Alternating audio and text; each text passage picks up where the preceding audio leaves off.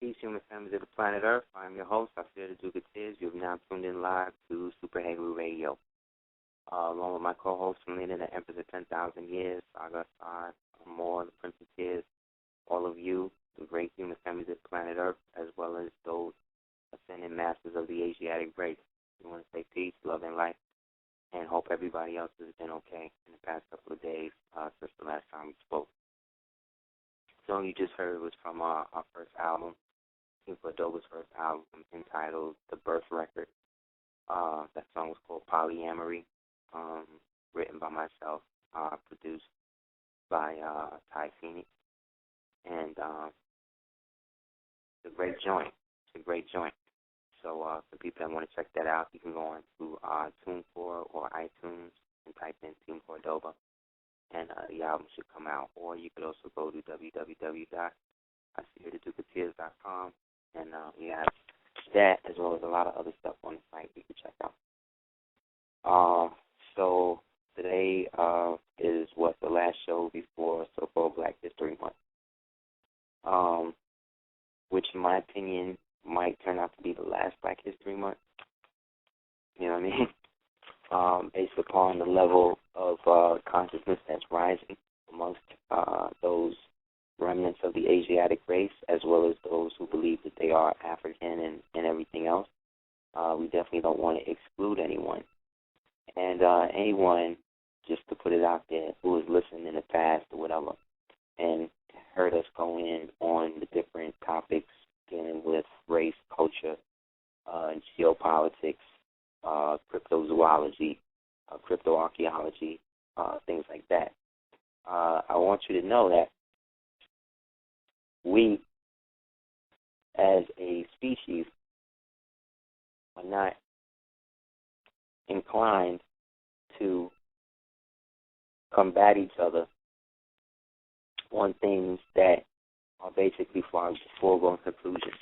Meaning that, as a species, people don't like redundancy. You know what I mean? Redundancy usually comes in the game when a person or people themselves are not working in full mental capacity.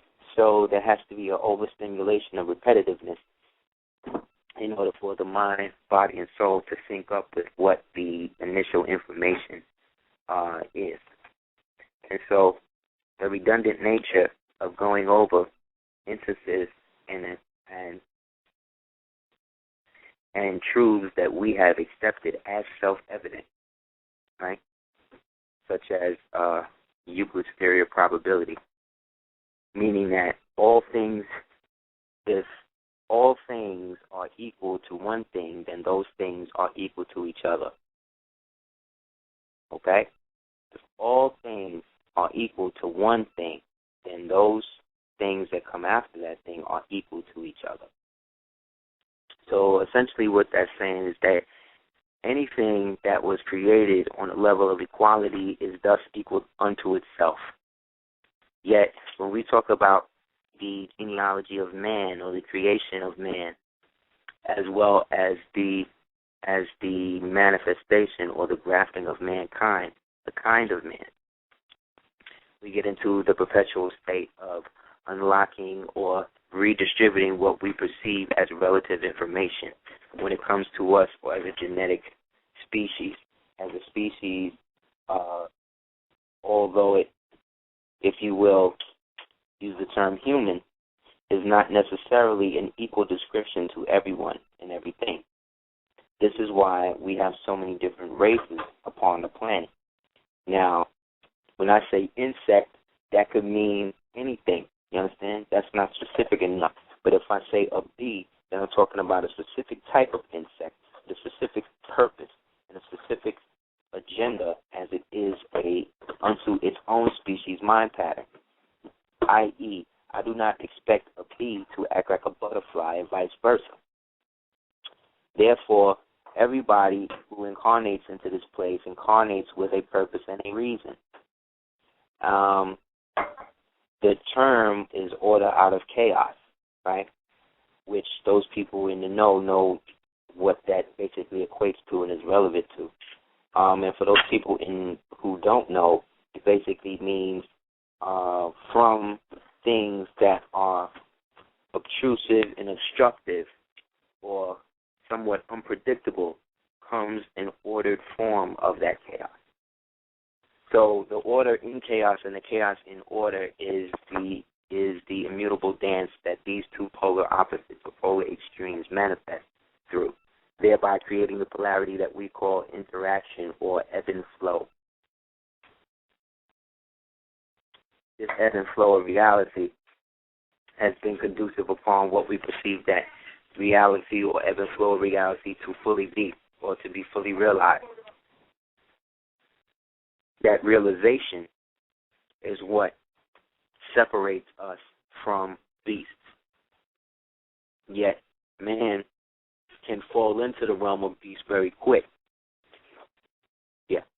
And so to be relevant in this world and to be found as something that is contributing to the overall progression of man, like, i.e., culture, civilization, society, one has to prove himself and understand that he understands what those parameters of that society may be.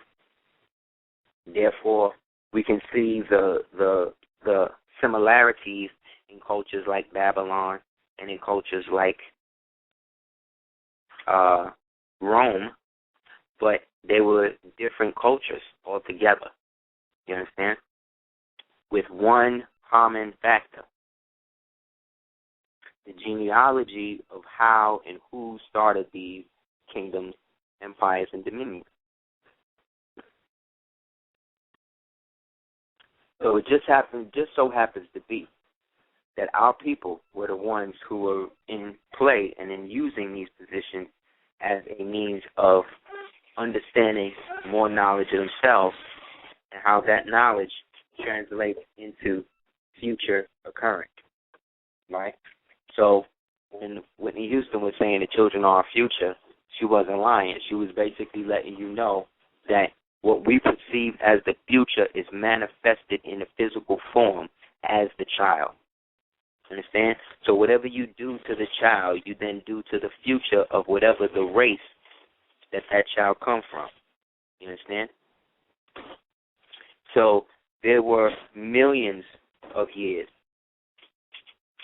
right, where the people that we understand as running shit today were basically at the beck and call of people who look like you way longer than you was ever in reverse.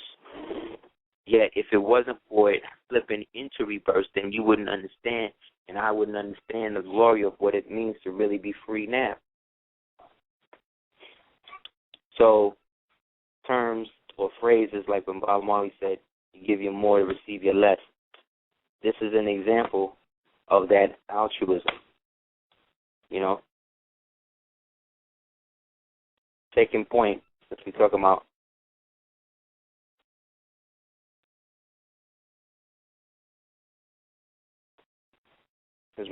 Bob or Jamaica, let's look at the development of what we perceive as, let's say, the Rastafarian, right?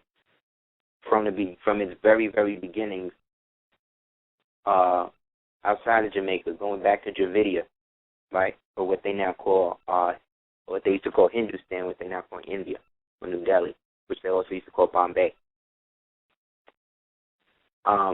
You would do the knowledge that basically the Sufis of that area were all basically dreads who smoked ganja, right, and practiced yoga and all day. Because they allegedly were the descendants, at least were the original descendants of the so-called Naga, right, or the Nagas, or the Naga, or the Nagas of Sambo-Judasia. After a certain amount of time, they do their migration and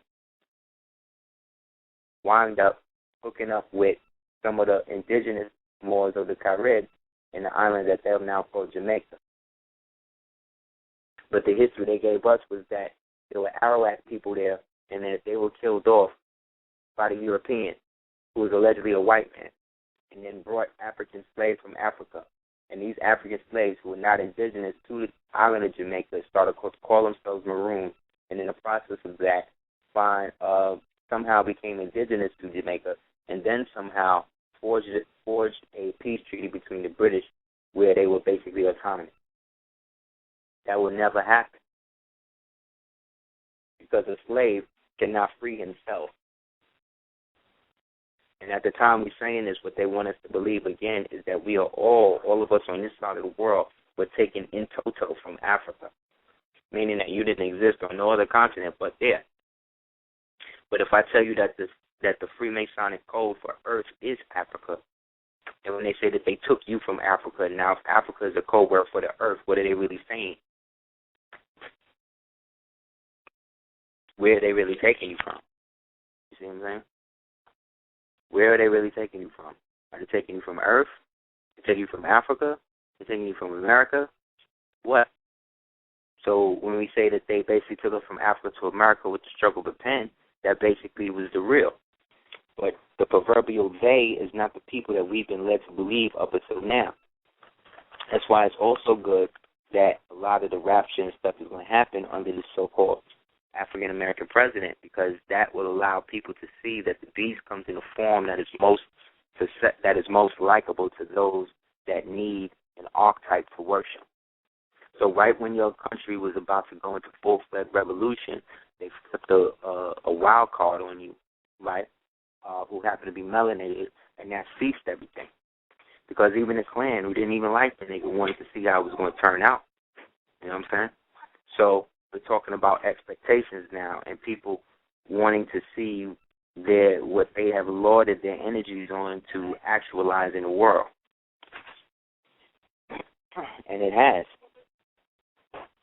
But Duke is such a liar that it's become almost an epidemic in terms of direct intelligence and communication. They've always been lying to each other, but they going so in now with the lies that it's almost, well, it's always been criminal, but it's to the point where they don't even know what intel they need to be following. If you look at that press conference with the Secretary of State, you would see her basically fumbling, and it got to a point where she seemed so beleaguered by the questions that she just broke down and was like, well, what difference does it make how the whole thing happened? These people wound up dead, and we have to basically do the nods to that. And then the Duke is like, yeah, but that's why we're asking you what happened. See what I'm saying? That's like in a murder case, you know what I mean? The witness jumping up and saying, who cares what happened to the person? You know what I'm saying? Who shot this person? The point is the person's dead. It's like, yeah, but we're here to discover who that was, who did that. You'll notice that she also had green on. Now, green in the negative mind control aspect of programming represents that which is put under extreme horrific circumstance. You know what I'm saying? That's why you see a lot of the atrocities that happen on the people in the army that are doing that to the tortured prisoners or the people they kill. They're usually in army green. You know what I mean? You'll never see too many officers, you know what I'm saying, in white or dressed blues and stuff like that, brutalizing people. You'll see a lot of the people on the lower level doing that. The high ritual stuff is reserved for those people, again, in the Pentagon with certain +7 security clearances and stuff. But that has nothing to do with the fact that the Army itself is being run in a satanic way. So when we say satanic, we're talking, there's a difference between something like satanic magic, black magic, white magic, you know what I mean? Things like that. White magic is usually all magic is ceremonial, but white magic tends to be more ceremonial than so-called black magic. Black magic is more so reserved for dealing with the dark side of the tree of life and negotiation in terms of the modern pretext of what New Age or ceremonial magic or what they call high magic is today. Right? So the high magicians and whatever it is they're doing, astrologers that they have in the White House doing the things that they need to do, are following everything by the way to the moon. Because remember, Islam is ruled by the lunar calendar. Therefore, Islam is conjoined or connected to the cycle of planting and harvesting. Understand? You can't plant nothing by the sun. You got to plant everything by the moon, get it in the dark, because it's from the dark that things come to light.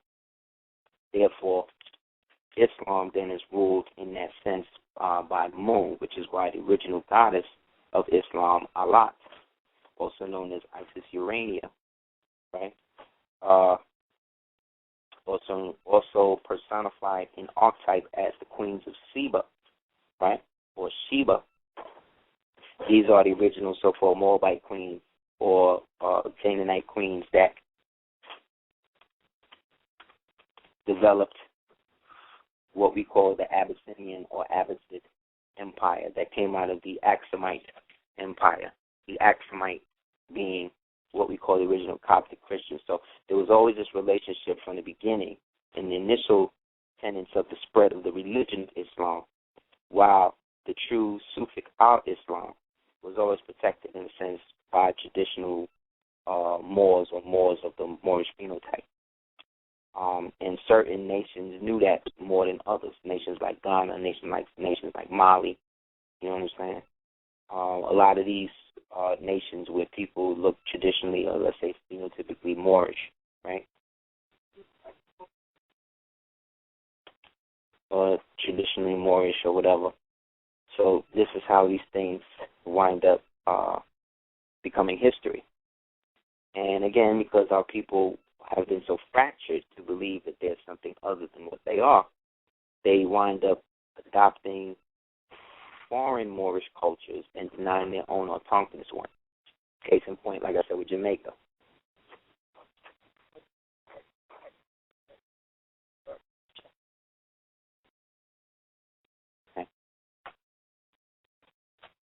Okay.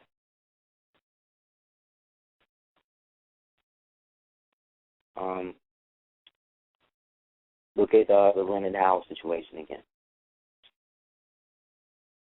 Here you have this ancient right of, for lack of a better word, smoking weed as a means to, ascend into these higher realms, and this then being practiced by these Moors that exist in what we now call the highlands in Jamaica, right, who allegedly, again, were slaves who revolted, and in the process of that, basically established their own kingdom in the island of Jamaica. After, allegedly, these people we call the Arawaks were allegedly killed off and slaughtered, right, by the same quote-unquote white Europeans who at the time were being themselves enslaved in mass through the Barbary powers. Okay. If this is the story that they're running with, then we got to do the knowledge as to what happened later. So when it came time now, in our modern time frame, right, let's say around the time of His Majesty making that visit to Jamaica, right, prior to that, the Rasta had been under persecution, you know what I'm saying, in Jamaica and all of that. They was forcing them, of course, to cut their hair and all of that because this was under the British regime, MI6. So as that's going down, it only increases more young black males to get back into their so-called culture, right? But this culture is really an aspect of an indigenous autochthonous culture of Moors that developed out of these Moors who were always free in Jamaica, right? Who was so hard on the British, who also had their own flag that happened to be red, right? Then they called Maroons or Moroons, and the term Maroon means to be put on an island away from everyone else, you see what I'm saying? Meaning that they have their own citadel. What we're talking about then is an indigenous, autochthonous, homegrown culture that has ancestrally repelled colonialization. That now, because the British can't maintain or control anymore, wants to find another way to take control.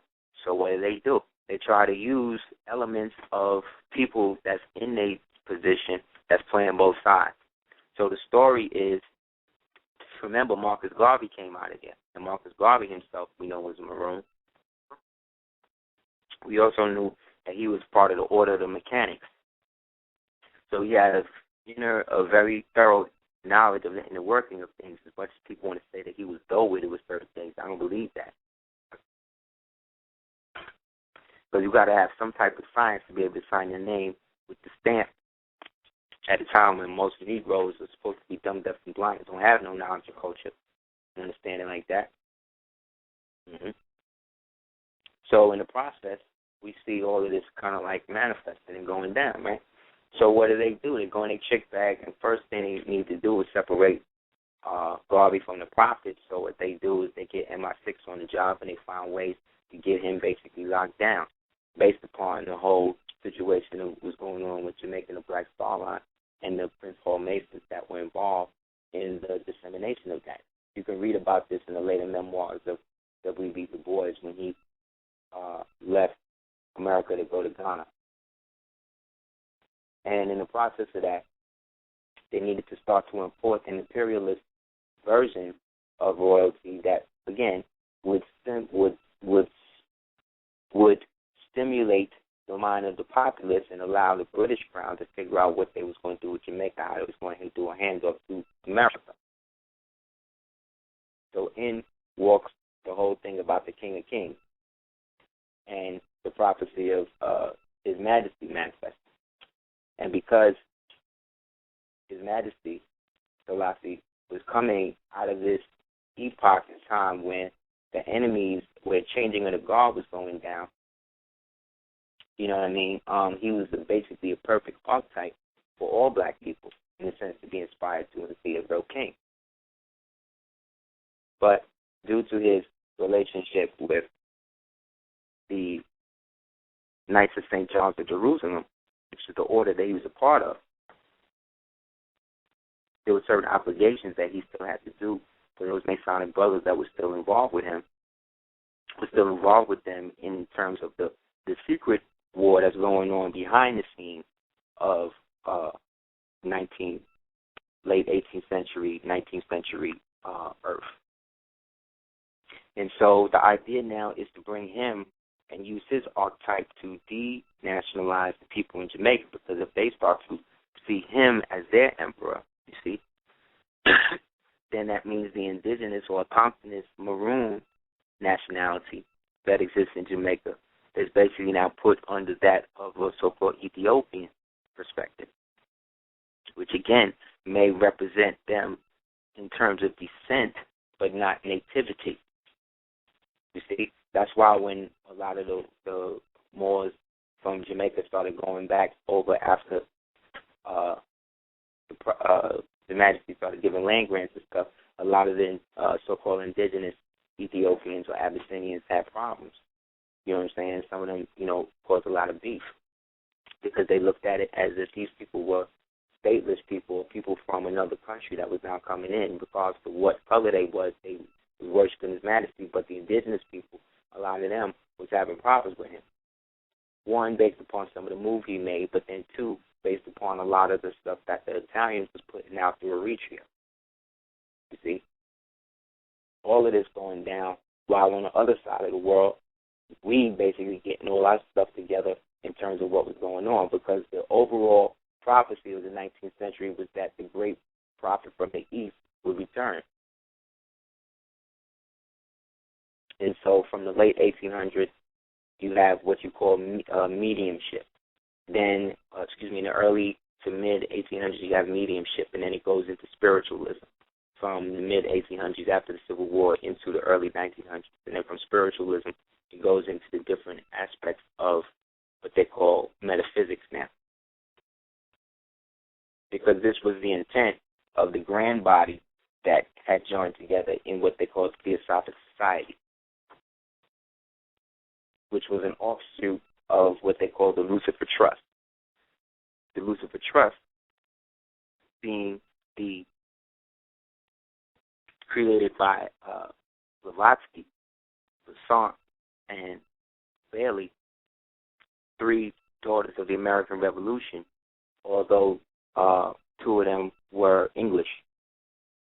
Then under them you have people like Margaret Sanger, you know what I'm saying, who then would do the Planned Parenthood thing, and then so forth and so on. All of this gets adopted, and therefore the leaders of different countries or whatever start to get defamed, denationalized, taken out, and whatever. So like I said, by the time His Majesty goes to Ethiopia in the 60s, the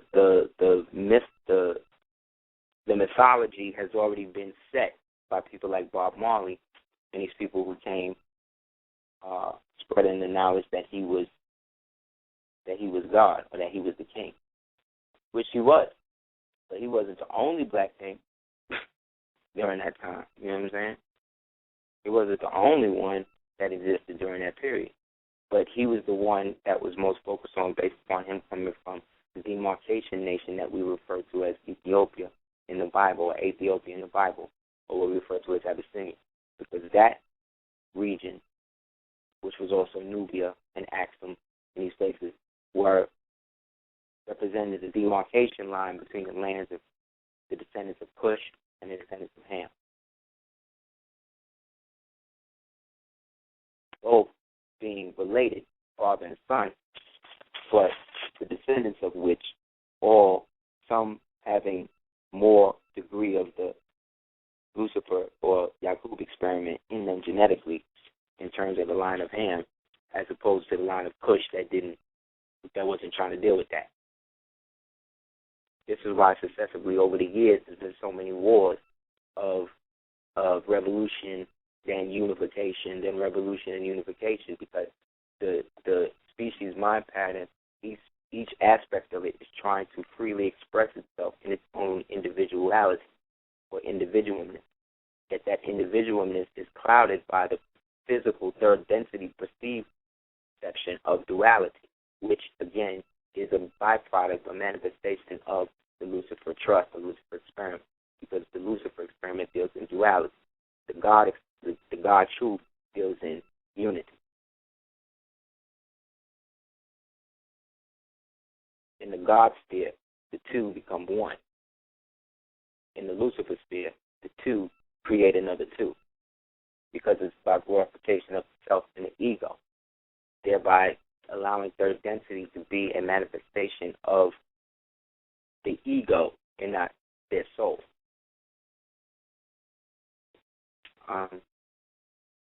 It's up to you.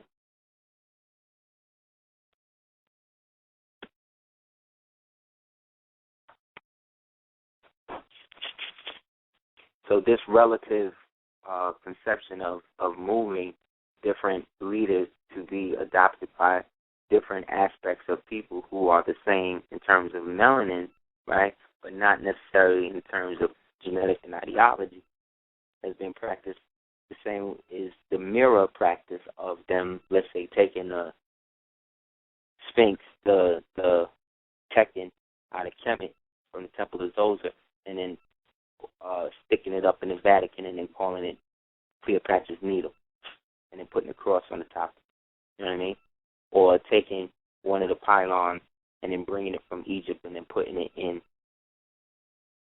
a museum somewhere.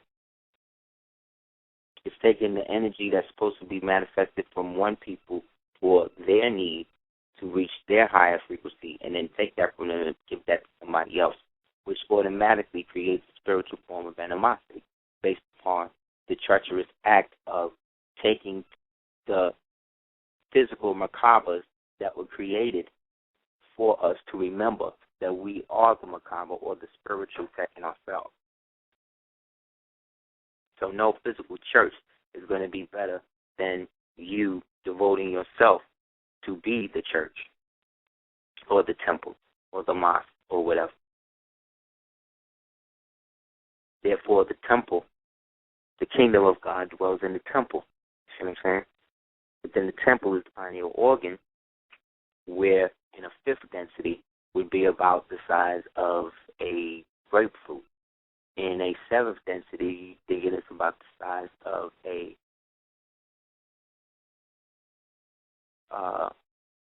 basketball, you know, or maybe like a dodgeball. So if you can imagine that would be the size of the pineal organ, imagine now how big the brain would have to be to surround that material, and then how big the skull, and then how big the body frame itself. This is the gigantic Nephilim, right? Who were giants who passed down and became the so-called kings of men, as the Asiatics descended into physical form, into third density, thereby living in the fifth density. Like I said, our Kenton was like 10 feet tall, because all the pictures you see of him, he towers over everybody else. Now, taking that literal, we can see why that is and why he looks so interesting in terms of the form. But this is allegedly because he was manifested out of a spiritual birth, where he incarnated into this form at a specific time. He kind of just came out of nowhere. And when you see it, it's like that. Same way this dude just came out of nowhere, just swept the world off their feet. Now they got it. Now they got to deal with it. Now they be impressed with this war. So this is all part of the grand design of the reacquisition of Africa, right? That's why the invasion that's popping off now with them trying to invade the Central African Republic, this is where they move in a lot of these troops they've taken out of Afghanistan and other places. So the rape, maiming, and torture that's going on over there in the name of the so-called American people is the atrocity. Yet the accountability in this world has been taken away from the people, or the people have allowed it to be taken away and replaced with entertainment. You know, because if you overthrow everything, you know, who's going to run the TV station? How am I going to watch my folks? You know, where's my food going to come from? Because what cities have done is that cities, again, were created. When you read The Clock of Destiny, you see in Day, you see that cities essentially were created to be almost barns for those human beings who were on their pathway to learn how to understand human function. And so cities themselves are almost like human mazes, you know, that essentially were allowed to be created for people to learn caste and things like that, because those things are equivalent to the human condition. This is why the gods were always distinguished from the humans. See, the gods being the Els, the Elohims, you know, these messengers or whatever, the ones who sat on high. You know, that's those of us from the true and original culture, not being specifically named, but being spoken of in allegorical form. So the mixed matching of people's ideologies and ideas has now become the reason why you and I go through many different schools of thought now, where there was a time where you would become an apprentice and become a master within one given field. We bust through that after 2000. Now everybody got to do everything, or everybody is expected to do everything. And there's so many different ways to get message and thoughts out there that this is now created a whole nother universe. So you have people who are trying to hook themselves up to the internet, so when they die, somehow or another their soul, that 21 grams of soul, somehow jumps into the computer and they can navigate themselves through the net on the other side, on the ether side. Because that's a whole reality now, you see. So these are the next level, or what they call the next-gen weaponry technology that they're working on in terms of creating 5D weapons that compress into, you know, you can have a M16 that compresses down to the size of a quarter, you know. And then you just click it out, just open it up again. You know, this is the type of stuff they're getting. But if you notice, all the high technology is coming in the form of weaponry. That's because the military-industrial complex is the arm of the old-school Nazi deals that go back to the assassination of Martin Luther Ferdinand. I don't know.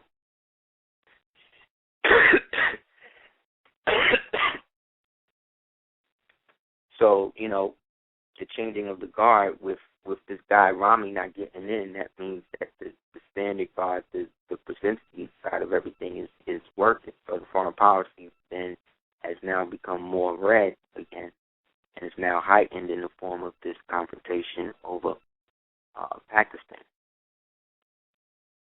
So the World War basically started when China, or when the United States formally decided the first shot was the bombing of the embassy. And if you look at what happened in places like Munich and things like that, as well as the bombing of the embassy during the Clinton administration, there was just a lot of the same characteristics, a lot of the same explosives being used. So whether it was what they call a false flag situation, or whether it was a real operation, or whether it was the actual terrorist operation, we all have to remember that all of these so-called terrorists, or these people, were mind controlled and created during the years of the so-called Daddy Bush administration, out of the Reagan administration, going all the way back to that. So, I mean, we're talking about years where they created these people to push the Soviets out and then set them up, and then they deaded everything. There was no Heru, all of that shit shut down, but that tapped into their money. So in order for them to fund their war, their Black Ops war against the American people, they had to start flipping that Heru and bringing that in and breaking that off with the cartels, and those cartels who were already now in their own system. Because if you notice, it was always like the United States was kicking ass in Mexico, and then all of a sudden you see like all these cartels just going ham, and just, you know, killing United States citizens and everybody else. That's because a lot of the cartels started to openly come out with they Santis Mamuente rituals. And because they are death cults the same way Skull and Bones is death cult, they have wars with each other, but then they also work together, you know. So all that MS-13 shit and all of that was CIA stuff, the same way that they was working with Taliban back in Afghanistan and all of that. And because they make movies about all this stuff, it's not anything that is so, you know, hush-hush and top secret that the public doesn't know. Remember, this is the surveillance age, so nobody has privacy, not even the government. So they can't really, they have to allow for a certain amount of what they call blowback to come out, you know. However, if you in bed with them, that's when it becomes an issue. If you're not, then they try to take you or just continue the surveillance. But remember, everybody on the planet is surveillance. They're watching a dirt farmer in, you know, Kabul, you know what I'm saying, with a donkey going up a mountain. Well, why ain't they watching you? But at this point, so what? There's only going to be so much privacy you're going to have during this age anyway. But this age don't represent the whole 26,000 years. From December 21st, you know, like I said, they say about 2025, 2050, this whole thing is going to be totally gone and totally different anyway. So we're really seeing the last throes of what we remember the United States to be. But America is what you want it to be. You see? People are starting to realize the difference between being an American citizen or a citizen of America and being a citizen of the United States. You know what I'm saying? But because the United States has couched itself in what they refer to as white supremacy, or the pseudo-fallacy of white supremacy, this is the knee-jerk reaction that comes when so-called patriots or you know, those you know, good white people who wake up every day and hang the flag up and, you know, fought in the Civil War and all that stuff. All of these people, you know, whose people only been here for about 200 years, if that, but not in the form that they're in now. This was the best that they ever had it. You know what I'm saying? So now that that's being taken from them, they are now being treated as what it is they have identified themselves with. So the equality that we sought, or that so-called black people sought in the 60s, which eventually absorbed and denationalized black people even further, right? And disiluded their own communities where they don't trust each other enough to work together en masse, you see. That same product now is flipping where Caucasian people, Caucasian families are starting to feel the same effect of that, where no matter what they do, no matter where they go, no matter how much money they got, there's a nigga there with money doing him or her. You see what I'm saying? We're the white woman, we're the white man, gay, straight, whatever. And now that there's nowhere that we're not, you see, they now have to institute the caste part of the situation in order to still maintain an aspect of the dominance. That's why the middle class had to be phased out during the Bush era, Bush-Clinton era. So by the time they flip the first scandal on this dude, they'll have already chosen who they're going to have next as their so-called leader. Now, if they go with Hillary, you know what I'm saying, that would be advantageous for them as a state because they are already, in a sense, putting her in a position to do that. But based on the negative karma now that they have accumulated, they don't have a plan B with that. So don't be surprised if there's some new senator or somebody who comes up around the time of his closing out of his term where they don't try to prop that. But it probably has to be something different than a white male based upon them breaking the cycle with him. That helped them, but that eventually has led to their undoing. Because as much as they think they control him or them, they know that they really don't. You know what I'm saying? Because he's still melanated to a degree, man. You know? So what they want to do is amplify the amount of Neanderthalism in the form of his tendency of war, but then mask it with things like the peace prize to keep everybody off balance. You know, the consummate shapeshifter. So when you speak of reptilian, that is an aspect of that in physical occurrence.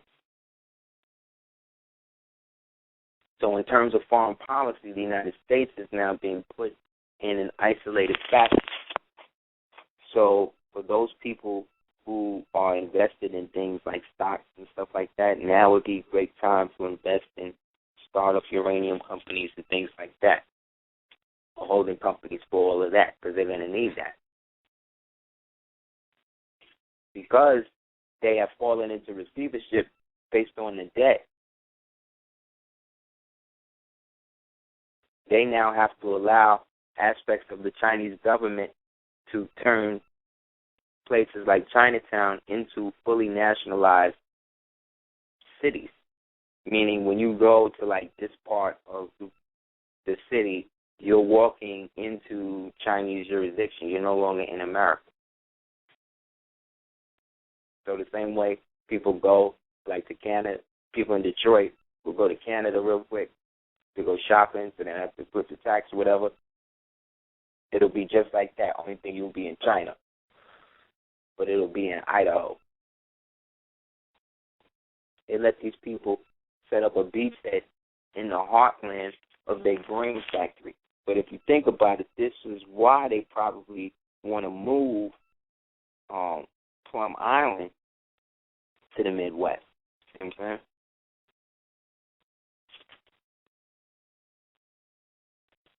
Because they've been moving that for a couple of months, for a couple of years now. Or they've been proposing to do that for some years. And people's like, why are they moving this to the Midwest? What if something happens? And it'll destroy all the food and all that. But now I'm like, okay, if China's going to go there, this might be a good thing for them. You see what I'm saying? Like, it's all how you look at it. And because they're not dealing with good or evil, they have the people who are under them, the people under them in the Chinese government, the people under them in the United States government, the people under them in the Russian government. They all function as human, meaning that they are in that caste system that some countries use race to uphold it. Some countries use law. Some people use genetics. But in the end, it's all about controlling a group of people enough to get them to die for whatever ideology or God that you are really providing all of these souls to in the form of whatever conflict. So all of this that you're seeing it because as the remnant of the so-called Almoroccan Empire, which to be specific represents the union between our country and our ancient lawless government over here, and those Moors who were now classified as Moabites, who would ask permission to come back over here to repatriate back to the original Morocco of the farthest most west. So that union was solidified through that pyramid from ancient times all the way up into the times of, let's say, the Barbary pirates, which was really leading into now the Franciscan amalgamated empire that would come out of the destruction of the Almoroccan Empire as it preceded itself from the Ottomans into the British. And then the British rocked for however many hundreds of years. And then when they passed out, they passed it over to the United States in trust for America. So you're true American. So it basically came back to where it started. So it was us, Alamaricanos, Listados, it was us at the top. Then it was the, let's say, Almoroccan Empire, which was us and those Moors who descended from the Moabite faction that were now practicing al-Islam amongst the hordes of newly recruited Philistine, a.k.a. Arabic people who were now practicing the religion of Islam under the male aspect. And so keeping a secret of us over here and how we did it over here and what Allah really represented or represents was the secret of that, which was then shared through what we call the Asiatic Brotherhood, whose image is depicted as the two shaking hands. Not created by Europeans, meaning Caucasian people who use it in all their emblems and all of that now. They are working off the trust that they inherited from their forefathers as the first generation of Muslim sons or days who descended from those Mamluks that came out of the kingdoms that were established after Napoleon left Egypt. Those days were descended again from the true or beginnings, origins of the days of the Templars, starting with Godfrey de Bouillon, and then culminating with Hugh de Payon, Hugh of the Pagans, who was the first Templar, the black man who basically brought a bunch of black French knights with him, and under him hundreds or thousands of so-called Christians, meaning white slaves, given arms to fight for him, to take over to prove to Saladin that he could hold down that ancient Canaanite mosque that they call Jerusalem. The Axumite aspect of the culture over there is directly connected to us over here through the term Sheikh Mexum. Axum or Mexum is the same place, is the same people. And thus represents the Abbasid, which again is the Ethiopian or the Abyssinian influence, which is also Nubian, so that's getting into Harka and Pianki and all of these great Moro Kush, Hindu Kush, all that Dravidian, all of that was descended from that thick-haired, dark-skinned, thick-lipped, thick-nosed people. The ancient Elamites who created Sumer and Samaria and then Babel and then Babylon and then Babylonia. And then went up into there and then eventually became Mughals and created the Mughal Empire. And then their descendants, you know what I'm saying, became or coming out of what we call the Persian. So they represent the dark-skinned or the tan-skinned people with the straighter hair. The image, when you think of people like King David with locks or like straighter hair, who were, again, descendant or had the trace remnants of the leprosy of Ham, based upon them being descendants out of those 12 or 13 tribes that came out of triple stage darkness that was then split, again, through the Shabazz situation. And then however many hundred years after that, fell into the Yaqub situation, where they become the 5,999 people or proper people that he then uses to create a non-aberrant being in the form of what we call the grafted maid devil, which was going to coexist or find a way to replace the so-called Neanderthal or troll or whatever else that was Sasquatch or whatever else that was out there, as the first experiments done by them as on animals. Check out the movie Troll Hunter. It's about an agency, a part of the Norway people called the Troll Security Service, TSS. This one dude who walks around and goes into the mountain and kills all the trolls, turns them to stone, or whatever else. Now, all of this, again, now goes back to why you could have a black man like Idris Alba, who's a descendant from the Idris Moorish Caliphate, the Idris dynasty, that is descended from the Moors in, again, Abyssinia.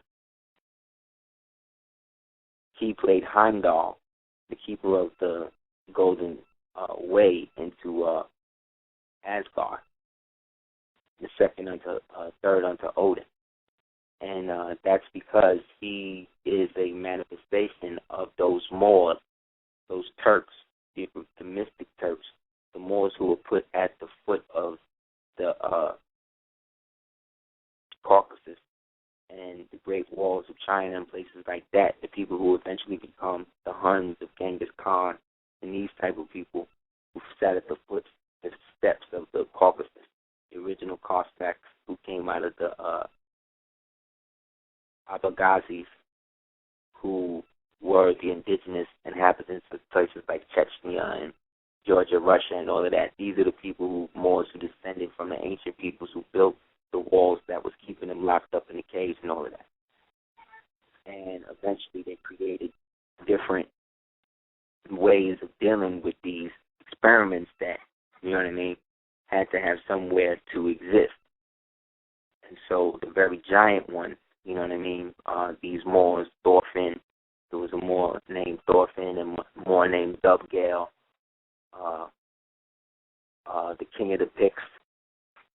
There's all these legends about these dudes slaying dragons and all of this stuff. Again, this is mythic history now being put in the context of our people, but because the so-called Vikings, the original Vide kings, V-I-E-D kings, were those who vied over the monsters and all of that you read about in stories like Beowulf and all of that.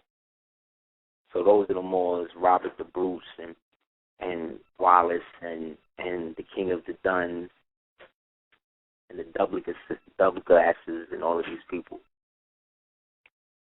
So these Moors were eventually replaced by the amalgamated Neanderthal aspects of the people that now we would call the Vikings, who then basically, when these Moors bounced after the heavy insurgencies, let's say around the 10 to 1100s, they basically leave the ships. But because these people was once they slaves, they watched these Moors and basically rode these ships for them, as slaves. So now that they was free, they just started to do what the Moors did to them.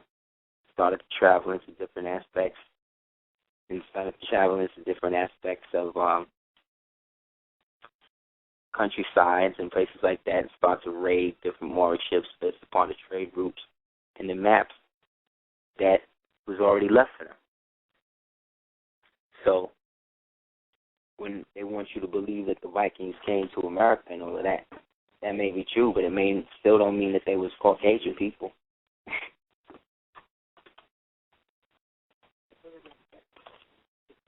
Thank you. Awesome. You know what I'm saying? Yeah, so one of the interesting things about that movie, Troll Hunter, when you see, is that in order for you to live, you couldn't be a Christian because they could smell a Christian's blood. See? Because a Christian in ancient times, represents those people who were of the experiment, you see, who were, in a sense, had some of the ancestry or genetic material of these troll-like beings and stuff. So you being a Christian was you basically represented the first batch of them that chose to go against their own people and become human. You see? That's why when you see movies and they'll have aliens and stuff, but the alien will look exactly like a regular person. Because it's not what makes you alien, is not your appearance, it's your genetic material. Understand? Your genetic material, in that sense, is what, in the movie, I think, is what attracted the trolls. So when they brought the Muslim chick in, you know what I'm saying? It's a different thing. Because the Muslim is, or would be, in that situation, would be descended from the people who were the people who was basically killing them, the trolls, you see? The difference between the dwarves and the orcs. So when you look at mythology now as a way of them talking to you about your history, when they use terms like Mordor and these obvious names that are in reference to you and your ancient kingdoms, you know now that you can always put yourself at the center of the story regardless of who is in the seat. So what happens is eventually niggas got to get out the seat for you to really do the knowledge, for you to really be you. So this is the difference between the devil and, let's say, a grafted-made devil. The devil is a devil regardless. The devil is just a liar. But a grafted-made devil, you see what I'm saying, is like a snake of the grafted type. So you're talking about something that is a synthesized version of something that was original. But at the time that whatever was original, this thing that would become the grafted-made devil, to be made, the base matter that it was taken from had already been corrupted spiritually, you see? So it was only after a period of infanticide, if you read the myth or the legend of Yaqub, it was only after a whole 600 years of infanticide that they were able to create what they refer to as the so-called grafted or made devil in the form of what they perceived then as leprosy, which could be perceived as the later perception of pieces of your body falling off. But back in the times of Ham and them, it was a reference to something that we refer to as like vitiligo or albinism. So if that's the case, then that already proves that back in ancient times, if albinism was the stricken illness that they referred to then as leprosy, then what you're saying then is that the predominant complexion of the people were dark. This is what's called extrapolated reasoning. See? Which are all basically forms of dialectic to prove a point. Yet every point that is proven in a society of surveillance can be disproven based upon people's reluctance or compliance to a spiritual order. So in the Lucifer experiment, everybody is God. That's great. But if you're the type of God that chooses to abuse children and stuff like that, then that means that you are what? A dark God? But the dark is really the light, because out of the dark comes the light. Therefore, dark travels faster than light, because if it did not, then light would not have to escape it. Therefore, this is what I mean about the duality of the Lucifer experiment. It always leads to an outward spiral into an alternate reality, whereas the love unity experiment of, for lack of a better word, God, becomes the unifying factor of all things and all people, regardless of what their genetic material is. So all these allegorical stories of people bonding with animals, now they're trying to promote necrophilia through a new movie called Warm Bodies. They already got your daughters into wanting to have sex with werewolves and vampires. Now they want them to have sex with zombies, which is necrophilia. So the vampire thing is sodomy, S&M, right? The werewolf thing is bestiality, right? So now the zombie thing now is the necrophilia thing. See what I'm saying? Now again, a movie is just a movie, right? So that's cool. Yet, we know, based upon all of the Sandy Hook stuff that went down, that all of the stuff that they're doing now in terms of the forecasting of what they're doing, they're not putting it on the news, they're putting it in movies now. So you're not going to know how the war is going to go down unless you see the movie now.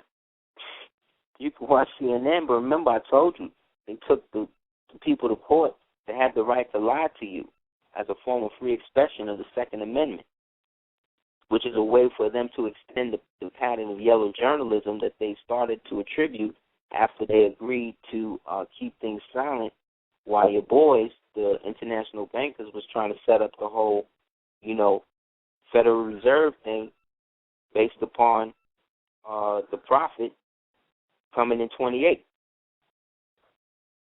That's what the whole ban of people coming from Africa and the East during the late 1800s was about, and why there was this whole outpour of mediumship of people claiming to be the great this and the great that and all of that. Get the movie The Prestige. This is the time of Tesla and all of that.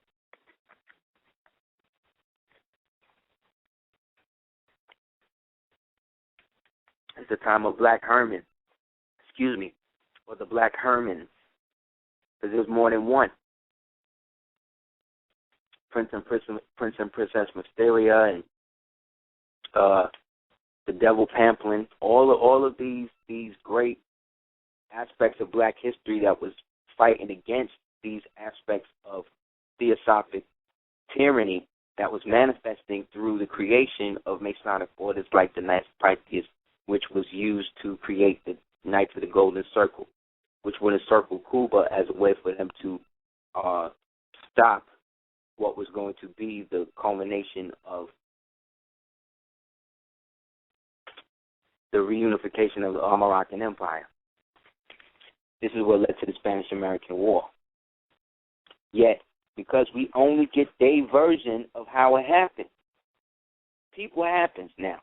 You, as, let's say, a Moorish scientist, who basically is an American historian, American natural historian. You always got to put what you really are. For those people that want to know how to deal with what a natural historian is different than a historian, because a historian is dealing with manifesting and keeping the secret of people's lives. A natural historian is somebody that's dealing with the natural history of the planet, meaning how things really happen, without the burden of Western academia as a basis of whatever thesis or theory you're presenting. You understand? To establish the critical recognition of an idea that can manifest into an ideology. So the coming together,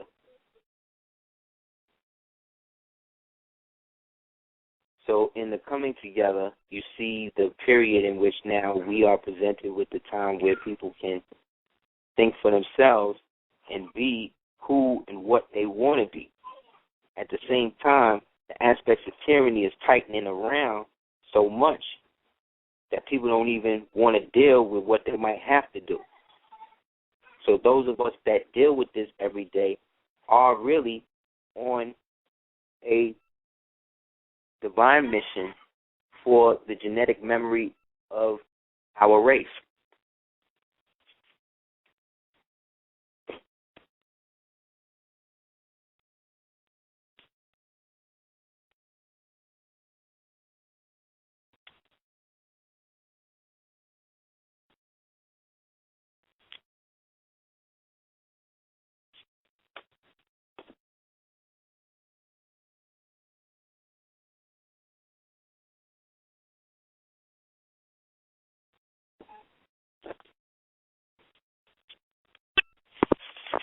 Yeah. So, look out for these international cities to start popping up, because once China do it, everybody that got a debt for the U.S. going to try to do it. Meaning every country going to do it. They basically do that now with their corporations, but this is more direct. Meaning that their corporations that, let's say if Hirschberger, Norway Industries owns the Starbucks in West 25th, they got to go with the laws of West 25th. With this, it's going to set a precedent where that Starbucks would then be under the jurisdiction of that company's country. Meaning that when you go in there, you are under the jurisdiction of that country that owns that corporation. That corporation is no longer under the mandate or protection. See what I'm saying? So if you try to steal a cup of coffee in there, then that means that you would fall under the jurisdiction of international law. You see what I'm saying? It's national law. That's why a citizen of the United States is a party to the debt. That's why the government has created a instance where they're trying to now act like they're punishing debtors. You see? So it's really about what you declare and manifest it as. So being a part of the temple is cool, but that represents you on a domestic level. Temples are not going to deal with you on an international level. You're dealing with them on an international basis of the United States and you, right? But once you become the temple yourself, that's a little different. That's a different responsibility. But not all of us are ready to do that, and that's why temples are necessary. For those people that still have the spirit and want to deal with it on a strictly spiritual or whatever basis. That's why any church or any religion is great for anybody that want to do that. But for the aspects of running an actual government that can be recognized in a manner, the people that's doing that have to be in honor. And to do that, that has to be recognized on a level that is not dealing with the basic defense of things. The problem with Moors is that most Moors are dealing with presenting things in a defensive manner, meaning that you're being attacked, which is not cool. We're always supposed to be on the offensive, meaning we're supposed to present beforehand. So that way, when something happens, it's already automatically having to be adjudicated. And there's nobody violated. So it's on our authorities that we dictate who and what we can or cannot do. So we have to be responsible and stay in honor in doing that and not produce the conflict. So, for instance, a brother shared with me an instance where he came in court and he had already been going through it with these niggas, and then what they wanted to do was deal with him. But when he came in, soon before he could say anything, they said, yeah, we know who you are, just go sit over there.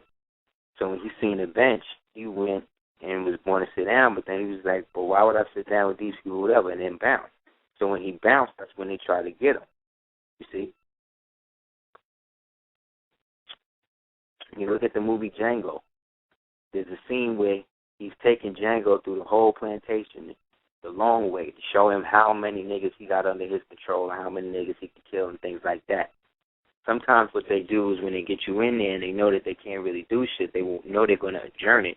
So what they want to do is show you how much power they have over everybody else, same way. Because remember, you're dealing with the same corporation. This is Candyland. So in the process, you let them do that, and by the end of it, when everybody's gone or sent to jail, that's when they call you up and say their little piece, and then either remand you by taking you and leading you to the opposite side or leading you to the exit and leave. But if you don't know that maybe that's how you're supposed to go, see what I'm saying? You always thinking we always in there thinking on the defensive, you see, legally, having to prove. But when you know who and what you are, you don't have to necessarily prove who and what you are. How you carry yourself honor-wise will manifest that in whatever situation.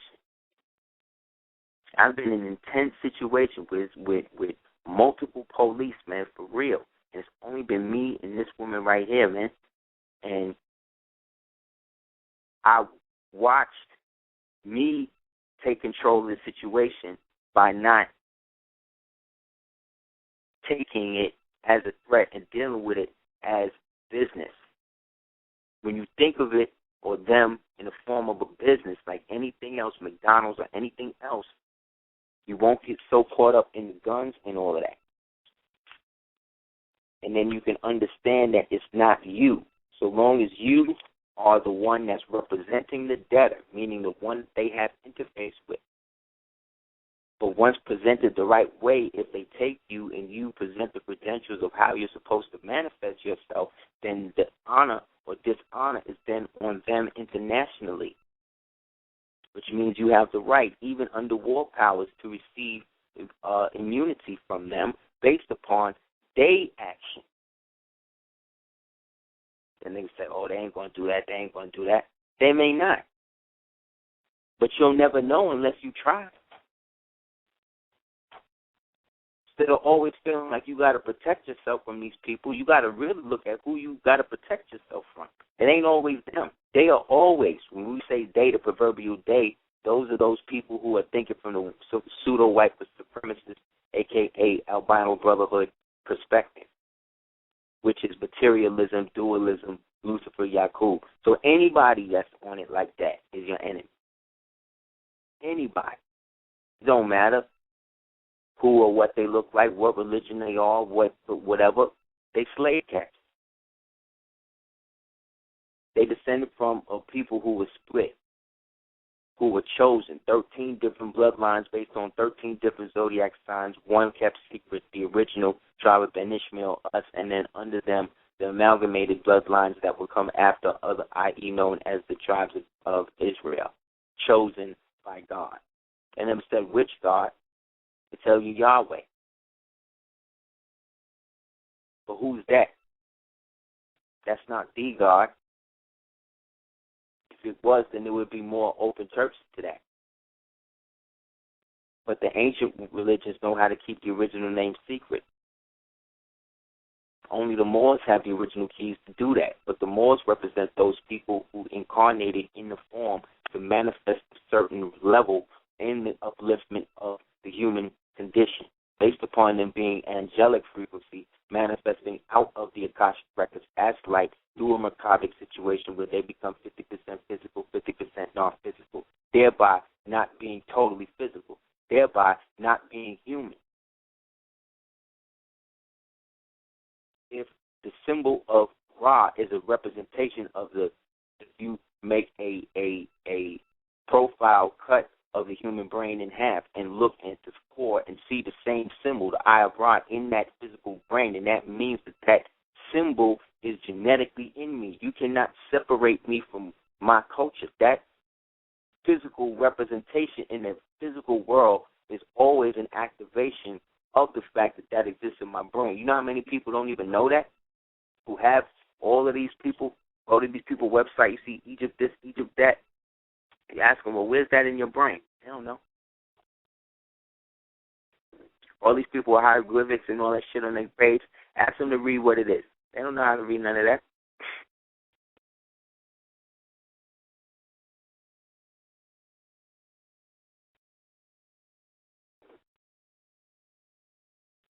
So reality is what you make it. And being that the Creator or the true and living God is eternal, those of us who stayed within the realm and the kingdom of that were the ones who were genetically opposed to the amalgamation in that way. But nowhere in that says that we hated white people or black people or anybody else. It just said that these people want to be left alone. So when you think about it, when you are harassed on a state level or whatever, they don't want to let you go. But then at the same time, they want to feed on you. Because what they want is the body, the habeas corpus. So in that, having a habeas corpus already in play, files would allow you to always be vindicated if done properly. It is as above, so below. If we represent two different spheres of reality, then doing it on one level of the court is not enough. It has to be done in a superior manner and then brought down. The challenge of government, or the challenge of understanding or how to run a government, is first understanding what the people need at the moment. What do Asiatic people, or people who understand themselves to be Asiatic, what do they need right now at the moment? What do you need right now at the moment? Whatever that is. The more things come to your mind, that's not it. Think again. The more simple it comes to your mind what it is, then that's what it is. Then that's what you have to do to contribute to it. And once you create the sphere to do that in a manner that you can be heard in times of war, this is what allows people to make things happen. To go from speculative to operative. To not look at somebody trying to come and shut you down. To not look at it like somebody doesn't want you to learn or say or do what you're doing. There's no law that says that you cannot represent the free exercise of your religion. You are part of a theocratic autonomy. Religion is involved in that. But that is the closest word that you can use to actualize what they understand they don't have legal standing over. So for all these years we've been hearing, we must challenge jurisdiction, we must challenge this, we must challenge that. But to challenge means to duel. You understand? So when you say that you are there to challenge the jurisdiction, you're saying that you're there to duel out what the jurisdiction will be. Therefore, a duel takes time. You may duel with swords, and it may take a long time for y'all to actually strike blood or whatever, or shots or whatever. but challenging the legal standing. Where does this stand in law that you can do this?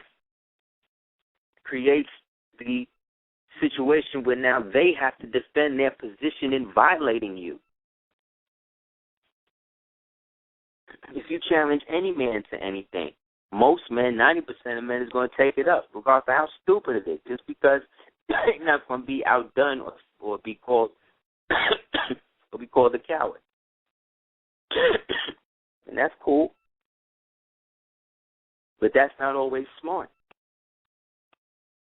And most people today, they waiting for somebody to ask them to do something where they can debase themselves and debase their family and dehumanize somebody else so that way they could be on TV and get a reality show and a perfume and a shoe deal or whatever.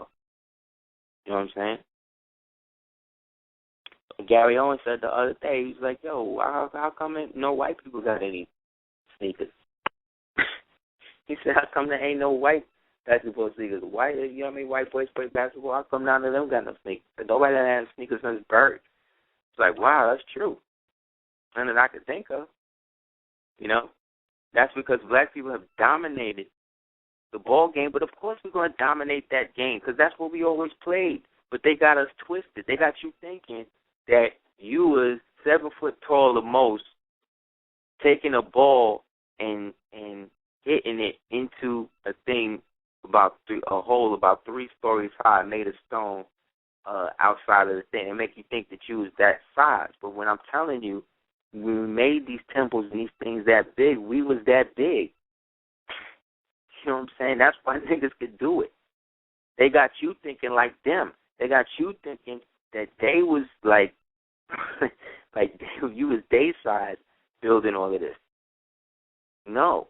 And then the other part of it is that you built a lot of it on a higher dimensional plane, and then it manifested based upon how you placed the stone.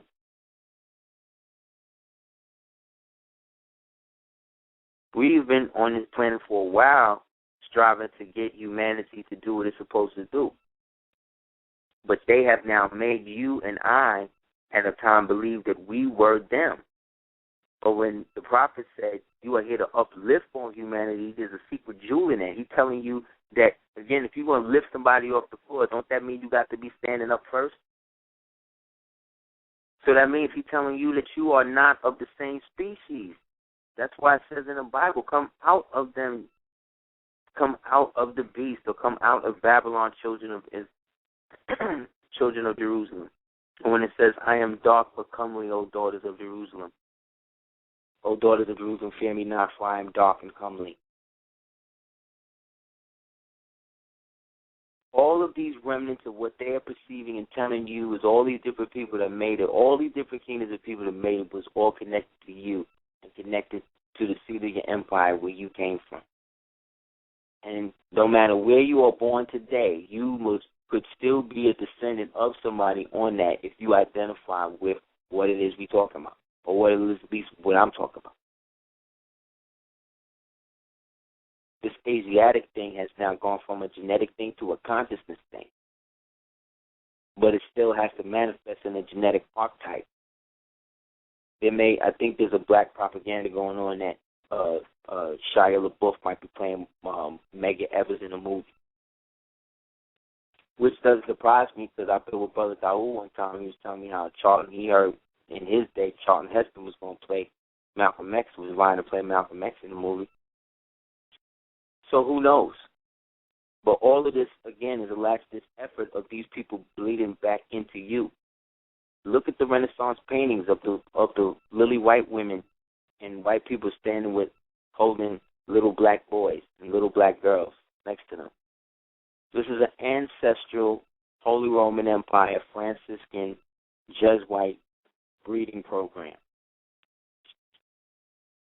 that's being run through Pope Central. But in the end, money is what everybody allows to feel justified in what they're doing, because that's what keeps the human caste system in play. So because we represented and were the original archetype and genetics of the land, once we started to be sold into what they call the triangle trade, which was the trade from America to Spain to Portugal to Ivory Coast back to Jamestown, Virginia, now off the boat as a nigger, which was different from the Middle Passage, which was the importation of non-English speaking Mandinkas and Dingoes taken from the wars between Songhai and the Moors who were pushed out of Grenada, as well as the rising Malian Empire and Benin and all of that trying to survive for its own existence.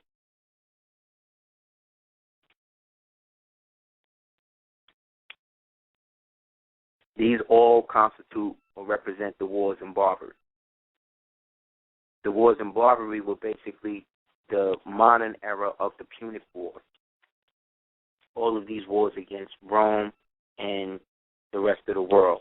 Rome representing the hodgepodge or the central point of the Yacubian breeding program, the divisive duality nature based on Lucifer. Therefore, the worship of Lucifer in all of this is really a false door in worship of the Moors. That's why the Luciferians have the same pentagram on their thing. They're just worshiping them on the dark side in the form of the goat Baphomet, who represents Capricorn, who was born on January 8th, but Capricorn Nobuju Ali. If you look at the cover of the Satanic Bible and look at the cover of the Circle 7 Quran, it's laid out the same way. The same way the chloron of the KKK is laid out. This don't mean that Moors are part of the KKK. This means that the KKK were patted themselves after Moors out of the Scottish Rite, which was annexed through the Prince Hall. So this don't mean that every Mason or every Prince Hall Scottish Rite member is a devil worshipper, but it does mean that they are part of an order that at the capstone is involved with that, which is really a false door to keep them from their own true nationality, that which you can declare by your own mouth, deed, and action. By once declared, creates the express trust between you and the temple, thereby you being the temple. But they want you to believe that you are something that needs to be led and herded when you were here based upon your position and even interest in this. There are 1,000 Caucasian people who will tune in or be heard, or black people will hear what I'm saying, or Asian people will ever hear what I'm saying and say that I'm racist and I'm this and I'm that and whatever. But I don't feel I'm any of that because I've spoken to everyone on an equal forum, like people who literally hate niggas, but they don't hate niggas enough not to be civilized if I'm civilized to them. So, again, we're talking about nationality, and one's true nationality is manifested by one's own actions and deeds. Yet, to do them, you have to stay in honor. And to stay in honor, you can't enter into petty battles that are not your instinct. Sometimes it's okay to pay a ticket. It don't mean you're giving them jurisdiction. Don't be so explicit that you think every moment and everything that you do is going to somehow block you out of your true nationality because they're trying to get you to not do it. That is a fear that's being pumped by not them, not Caucasian people, by other black people that's allegedly luminaries in this.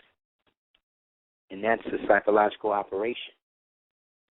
Name one people in the history of the world that at the same time that they as a people are rising into a knowledge of what they're supposed to do and who they really are, they have people amongst them that come out and start to shit on the same people who got them to the level where they can even speak about science, more science than anything else. Think about that. No matter what their understanding or what they think they are, they will allow themselves to believe that. Like I said, when you look at that movie Troll Hunter, you're going to see how big these people used to be and how they used to grow, how they used to act. And how the only thing that established the distinctions within them was the fact they was Christian. So they ancient forefathers, these Neanderthals, these giant trolls or whatever, they had to deal with the fact that encode genetically and know what a Christian smelt like, so that way they would remember that this was a traitor of our race. You see what I'm saying? That chose to become human. And that was the sacrifice that everybody makes when you become or incarnate as a human being. That's why it's so hard. But once you realize that the human being is the base genetic that you are arrived from and that you are really the soul within that, you then begin to change the genetics within you to be what you naturally and really are supposed to be. You start acting like it. You start talking like it. You start being it. That means the very fabric of how your brain looked from the point that you decided to be conscious changes genetically, physically, like Plastic Man, and starts to look into something else and starts to look and be something else.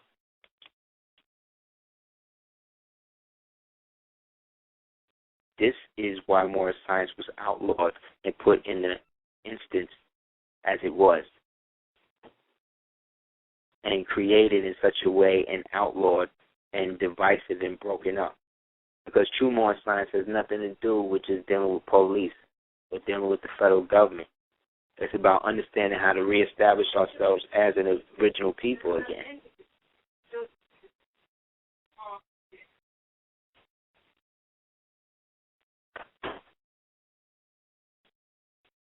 So let's see. Let's get into a couple of calls before we get out.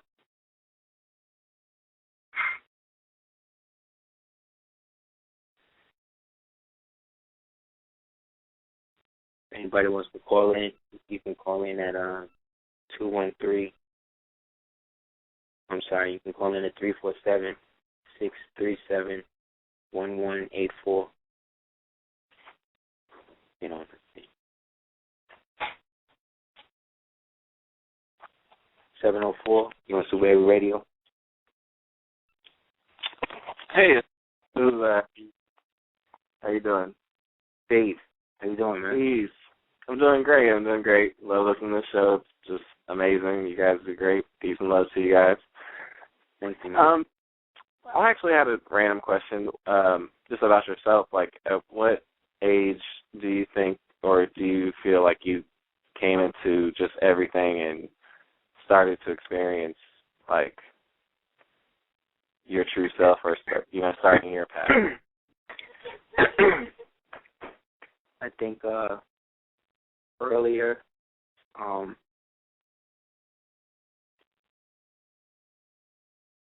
don't really know. It's really hard to say.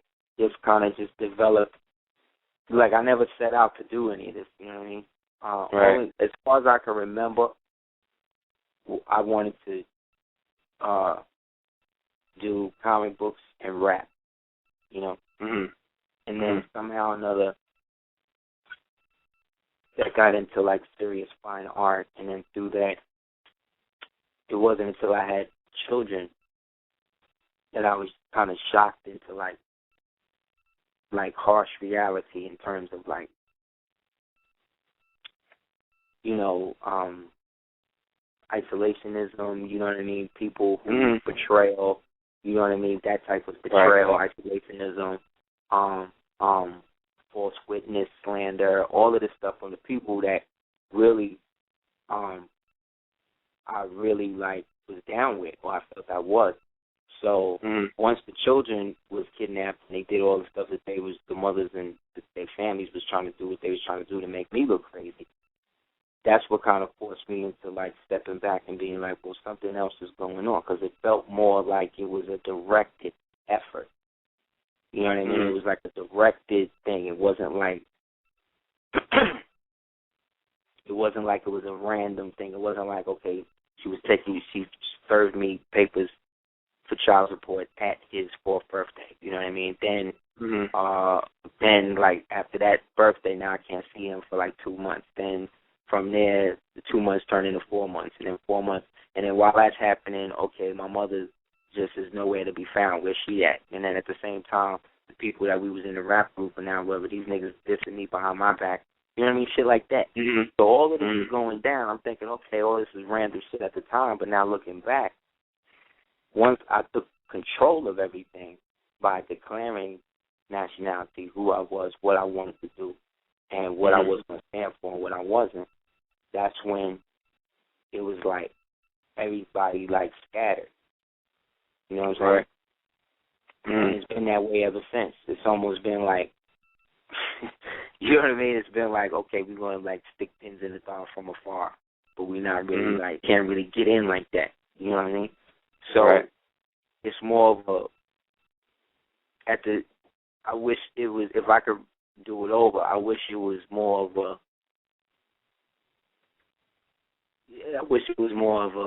a feeling like it was like when you first like really understood, like, wow, you know, my people are like really something, you know? Right.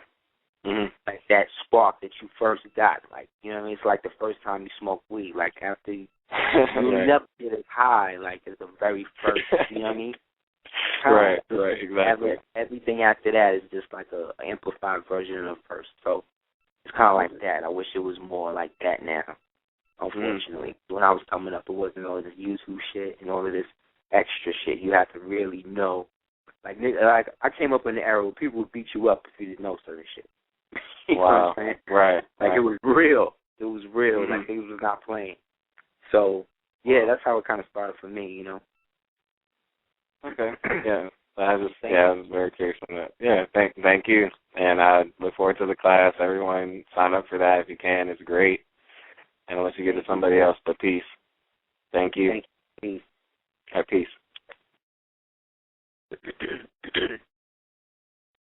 Yeah, anybody wants to holler at us about the class, holler at me, houseofel@hotmail.com. That's houseofel@hotmail.com. Okay, let's go to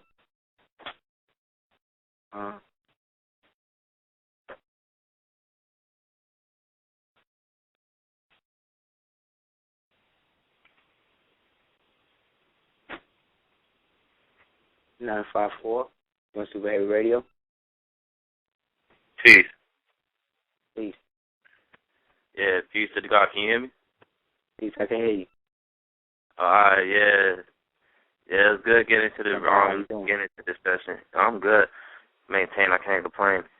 Yeah, it was definitely good listening and doing to the knowledge of some of that which was breaking down. A lot of it I never really heard before. I've heard it, but never really got into the deep, get into like the actual facts, like the way you put it. Because it's like a lot of, we always build on like a lot of problems, like people putting out in this like conscious community and all this stuff. Like they put stuff about galactic this, alignment this, all of that, politics that.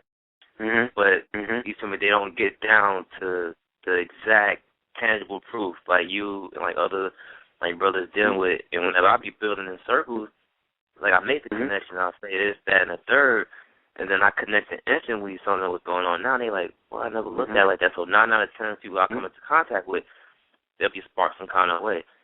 You feel me? Like it's like you're dealing with like something I never heard before, like with the whole like extraterrestrials. That was us. Like the reason why the buildings are that big, because we were that big, and it took my mind to the pyramids. Like it took my mind to the pyramids, and like how we built that. And it makes you think, I'm like, we already evolved. Like I'm thinking we already, everything's already done that can possibly be done in this universe. We're just sitting and waiting for the universe to just like, you feel me, like stop. You feel me, just to like spin like around like a coin. You know, it comes around and goes around. It's like everything we do, have been doing, like this past like 6,000 years. I asked somebody like at my other job, we were talking about this galactic stuff, and I was like, well, what have you learned for this past 6,000 years? You feel me? They looked at me like, what? I was like, what have you learned from it? You feel me? Because whatever's gonna happen or whatever is happening is looking at it from that perspective. Like people like us, we've learned and we're learning from this past 6,000 years. So that's the past. That chapter is closed. There's a new era already on the horizon. New 26,000 years, son. You could do whatever. You could create whatever history you want. Whatever you wanted. Even if they tried to come up with some shit with empirical evidence, right? That you can't be this, that you can't be that. They still can't enforce that. Because once you involve God, that's the beauty of being wise enough to know you don't know it all. You see what I'm saying? When you can submit yourself to a force that is not even physically tangible for people to understand, but you know it's actualized in the archetype and genetical material of what you are. So when you say God, you know what you mean. You ain't got to always justify what the hell God means to this person, that person. So long as they know God means some shit they can't really tell you about, that's what you're supposed to be. that's the only thing that they can't claim. They done declared bankruptcy and all this shit. They don't have the right to do none of it, but they still did it. Why?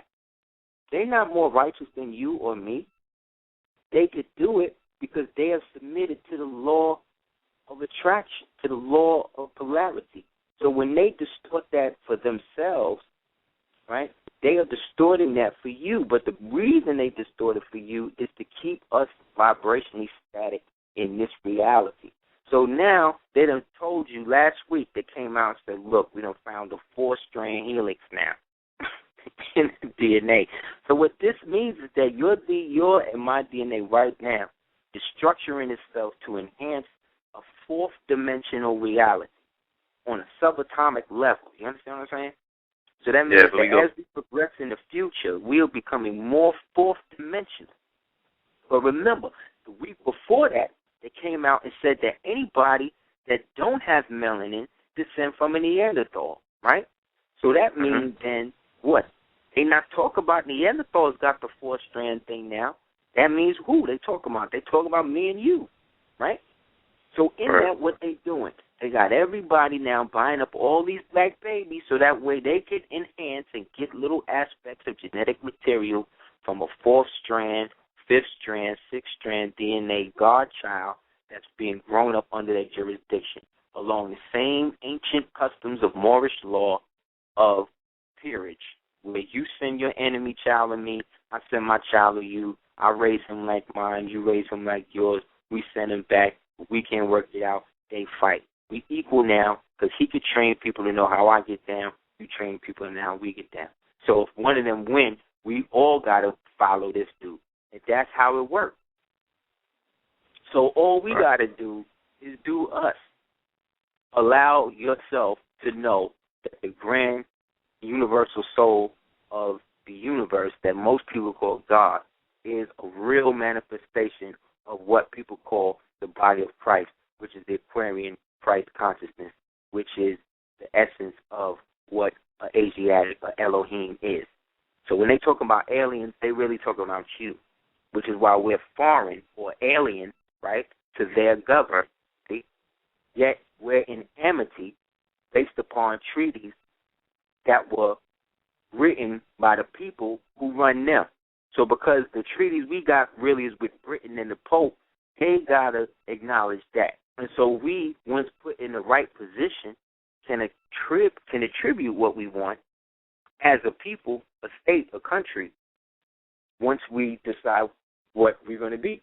But, you know, it ain't for everybody. You know what I'm saying? To keep it real, it ain't for everybody. Because most niggas want to just keep things how they are. They don't really want to have their own government. They just don't want the government to tell them what to do. You see? That's a problem. That's not my... I'm not going to be in government with somebody like that. Because they ain't going to do shit. They're going to leave it all on me. You know what I mean? So then I'm going to be the white man, right? No, you're not going to do it to me. So thank you, my brother, for calling in. Being long-winded. I'm sorry. We'll build again. Indeed, King. Peace. Peace. Okay, see,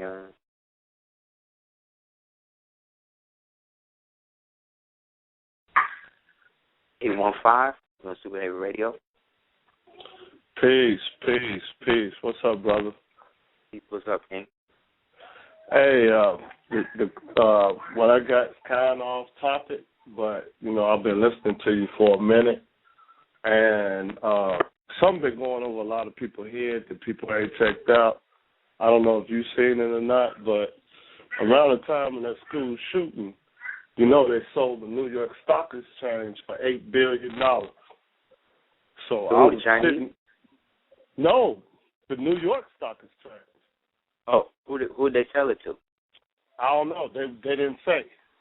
Probably the Chinese. All you got to do is Google it. So okay, I'm gonna do that. Thank you for that.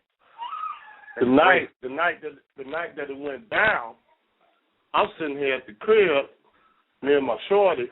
I hit my girl. I hit a couple of my homeboys. I'm like, man, y'all see this shit? It's on the internet. And they're like, they tripping. They're like, man, you think they just saw the New York Stock Exchange for like $1 trillion or something like that? You know, I turn on all the news channels. You know what I'm saying? I'm flipping through all the channels. Wake up early the next morning. Bro, it came right across the tip. One time. New York Stock Exchange was acquired. $8 billion. Yeah, that's big money. But really, peep this. Peep this. Just tap on that. So these niggas trying to go over how they want to make a cat, right? Right. So they done decided one of the options that they got for what they're trying to do is pass the mandate in independence. Print one gold coin for the amount of the $1.2 trillion. Meaning, on the point, it's a $1.2 trillion coin. They print that coin and put that coin up and then make bonds based on that coin to make new money. So they're trying to create $1.2 trillion, one coin. Check that out. To be able to pay this down. What this shows me is that the debt really don't exist. Because if you could do that, you just cancel the shit. You know what I'm saying? So they front. So they really playing games with these people, man. So this is the time where it says in the Bible, come out of the harlot. Come out of her. Come out of her. Come out of her. So, however that goes down. Yeah. Okay. Yeah. Thank you. Okay. I appreciate that. Love to the children behind you, man. Oh man, that's for sure. Love to yours too. Me and my queen check out you and Selena on the internet all the time. We are vegetarians too. We be checking out, you know. That's what's up. Yeah. All right, peace, guys. Yeah. Okay, we get one more.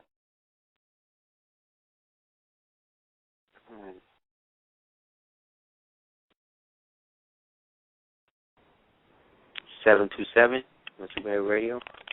Peace, brother. How you doing, man? This is Malcolm Darrell Bay. Hey, King. How you doing, man? I'm doing good, man. I'm just calling. I got off work or whatever, just trying to listen in to what you had to say for us tonight. You know what I'm saying? Another jewels that you be dropping on your head or whatnot. But I like what you were saying about as far as, you know, where they trying to have possession as far as, you know, they already got it on the physical level because, you know, low frequency by itself. But doing what no man has ever done before and it's taken as far as you can, and only, you know, Allah, only the Most High is that, you know, definition. And like, you know, like me being, you know, a Muslim by myself, I don't have a set number as far as the attributes as far as Allah, you know. And I think that people, once they begin to see that, you know what I'm saying, that they don't have a limit, that whatever world that they in, this world is messed up and they can create another world. And like you said, when you involve the Most High in that. And once you create that, just like me in my situation, you know, I was, doing dirt, I'm not going to incriminate myself, but, going out there, but it had to come to me come to that realization, and that the Most High, as far as me being aligned with that, and me being a higher being by itself, that I always prayed to the Most High that he always come alive, or he, she, matter of fact, beyond that, that comes inside of me come alive, I pray that to the Most High that, to give me everything that I need to love, to love the right way, because just like you said, as far as violence, as far as anger, that's what they want you to do, But if you have a peace on earth, if you created a world outside of this world, but it's coming, it's like it's merging, it's like it's almost there. You know what I'm saying? You can see it, you can feel it. But, the only person that people is probably waiting on, most of us waiting on Jesus, and waiting on God. The only person that you waiting on is yourself. Only person that you've been fooling only person I've been fooling for the past 26 years is myself. Indeed. And once you begin to understand, when you begin to love yourself, when you become to be gentle with yourself, you know, when you become to be in a right mindfulness state, you know, people, let me tell you, brother, people, you know, people will kill themselves, you know, they kill their whole family. Man beat his wife, you know, woman burn, you know, his clothes and all that crazy stuff, but they never do things in right mindfulness. They never die for a right cause as far as somebody who raped one of their brothers, sisters, or whatever, you know what I'm saying? Or somebody who strike their mama down in front of them, you know what I'm saying? If I see somebody strike their mama down in front of them, I'm going to beat the hell out of their ass, you know what I'm saying? But, and if I was to die, I would die for the beneficiary of the future. You know, if I could see a love that I know is inside me and it shines, people can see it. I know that it can exist, but it's in a world where most people can't see. You know, that's where I'm trying to strive at. You know, that's where the main goal should go. And people who doesn't have that love, they have that hate, they have that fear, they have that comparison as far as, oh, I have to do this or show and prove to somebody. You know what I'm saying? That is beyond your frequency. That is beyond your sight. You know what I'm saying? Everybody, as far as that, has an individual mission. Everybody has an individual goal, but the main one is as far as to love yourself, to hear yourself, and, you know what I'm saying, to be aware of, you know what I'm saying, the present reality, you know, but because of, I guess, of natural selection, as they say, you know, as far as the minute few that will live to see the new kingdom, you know. I mean, I just pray that the ones, you know, as far as that's catching hell, whether they try to stop us, those catching hell is for us to keep more time with hands. Because like you said, the stock market is by fiction. You know, they try to crash it. They say it's going to crash 2011. They said it's going to crash 2012. We're down to the last 10 seconds. Okay, my bad, brother. But like I said, I appreciate the show. I love hearing it. And like I said, peace and love. Indeed. Peace. So thank you guys for calling in again. I appreciate it. And thank you for participating in Super Heru Radio. For those people who don't want to holler, come in to give me a call to houseofel@hotmail.com.